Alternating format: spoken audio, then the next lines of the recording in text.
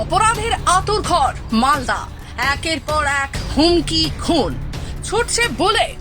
কোথা থেকে আসছে এত আগ্নেয়াস্ত্র? অনুরাগ কাশ্যপ পরিচালিত 2012 সালের গ্যাংস অফ ওয়াশিপুর অপরাধ চলচ্চিত্রের কথা মনে পড়ে কি আপনাদের? না crime thriller action television series মির্জাপুরের কথা মনে পড়ছে? মনে করতে না পারলে ছেড়ে দিন, কারণ ওই ওয়েব সিরিজ বা চলচ্চিত্রের কথা মনে করিয়ে দিচ্ছে মালদা। রাজনৈতিক ক্ষমতা দখল হোক কিংবা পারিবারিক গন্ডগোল অথবা মদের আসর থেকে ভলিবলের টুর্নামেন্টের উদ্বোধন, ছুটছে বলে কোথা থেকে আসছে এত আগ্নেয়াস্ত্র?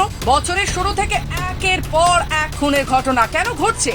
জেলায় ক্রমশ বাড়ছে অপরাধ কার্যকলাপ, নিরাপত্তা কোথায় মালদাবাসীর? দেখুন এক নজরে বছরের শুরু থেকে কতগুলো অপরাধমূলক কার্যকলাপ হয়েছে আপনার প্রিয় শহর বা মালদা জেলা জুড়ে। 2রা জানুয়ারি ইংলিশ বাজার শহরে গুলি করে খুন করা হয় তৃণমূল কাউন্সিলর বাবলা সরকারকে। 14ই জানুয়ারি কালিয়াচকের নওদা যদুপুর খুন হন তৃণমূল কর্মী। 22শে জানুয়ারি কালিয়াচকের শেহলাপুরে পুলিশকে লক্ষ্য করে গুলি। 26শে জানুয়ারি মানিকচকের নোরপুরে ভলিবল টুর্নামেন্টের উদ্বোধনে শূন্যে গুলি। 28শে জানুয়ারি বৈষ্ণব নগরের রাধানাথ টোলা এলাকায় মদের আসরে খুন যুবক। 1 ফেব্রুয়ারি বিধায়ক সাবিত্রী মিত্রের গাড়ির ওপর হামলা। 14ই ফেব্রুয়ারি সাবিত্রী মিত্রের গাড়ির চালকের ওপর হামলা। এরপর 21শে ফেব্রুয়ারি রাজ্য তৃণমূল কংগ্রেসের সহসভাপতি তথা প্রভাবশালী নেতা কৃষ্ণেন্দু নারায়ণ চৌধুরীকে ফোন করে খুনের হুমকি। জেলা পুলিশের দাবি, চলতি বছরে আগ্নেয়াস্ত্র কারবারে 34 জনকে গ্রেপ্তার করা হয়েছে। প্রায় 25টি অত্যাধুনিক মানের আগ্নেয়াস্ত্র উদ্ধার করা হয়েছে। উদ্ধার হয়েছে 32টি কার্তুজ। এই সপ্তাহে উদ্ধার আরো 5টি 7mm পিস্তল এবং 10টি ম্যাগাজিন। কিন্তু এত অস্ত্র আসছে কোথা থেকে? সূত্রে খবর, বিহারের কাটিহার সাহেবগঞ্জ হয়ে সড়ক পথে মালদা অথবা ঝাড়খণ্ডের রাজমহল হয়ে গঙ্গা নদী কিংবা পাকুড়ের সড়ক পথ ধরে মালদা, রেলপথ ধরে বিহার ঝাড়খণ্ড থেকে ঢুকছে এই আগ্নেয়াস্ত্র। আগ্নেয়াস্ত্রের দাম পাইপ গান 12 থেকে 15,000, 7mm বা 9mm পিস্তল 36 থেকে 40,000 টাকা, 303 45 থেকে 50,000, রিভলভার 1 লাখেরও বেশি। 14 কেসেস করেছি, 34 লোককে অ্যারেস্ট করেছি, অ্যারাউন্ড 25 আর্মস রিকভার হয়েছে আর অ্যারাউন্ড 32 অ্যামিনিশন আমরা রিকভার করতে পেরেছি। এর মধ্যে আমরা প্রত্যেক দিন প্রত্যেক থানা যে আর্মস আর যে এক্সপ্লোজিভ কেস আছে যার এগেনস্টে ওনাকে ভিজিট করছে, ওনার ওখানে কোথায় যাচ্ছে, কোথায় কাজ করছে, ওটা সব আমরা নজরে রেখেছি কি কোথায় মুভমেন্ট হচ্ছে, বাইরে যদি চলে গেছে কি কোথায় কাজ করতে গেছে, এটা সব আমরা দেখছি।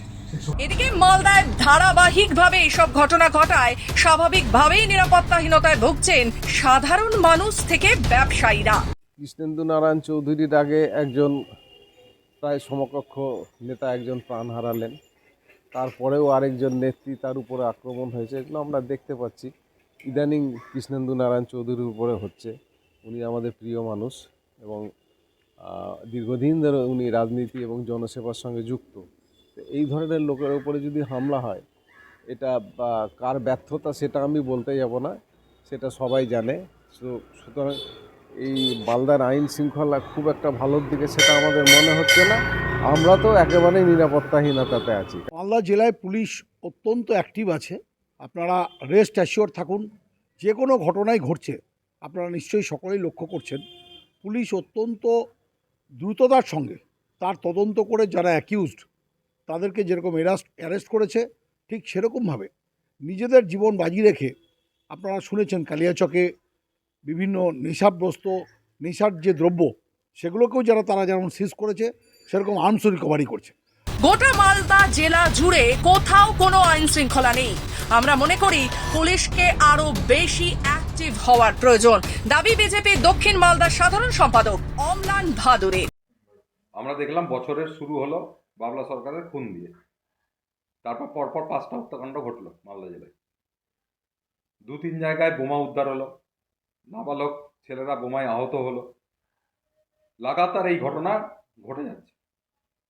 এবং গতকাল দেখলাম সাবিত্রী মিত্রের, কিছুদিন আগে দেখলাম সাবিত্রী মিত্রের গাড়ির উপরে আক্রমণ হলো, প্রাণঘাতী। গতকাল দুর্দান্ত প্রতাপশালী তৃণমূলের নেতা, প্রাক্তন ক্যাবিনেট মিনিস্টার তাকে থ্রেট দেওয়া হলো 20 লক্ষ টাকা না দিলে তাকে এবং তার পরিবারকে শেষ করে দেওয়া হবে। অন্যদিকে এই নিয়ে পুলিশকে আরো সক্রিয় হওয়ার দাবি জানিয়েছেন কংগ্রেস সাংসদ ঈশা খান চৌধুরী।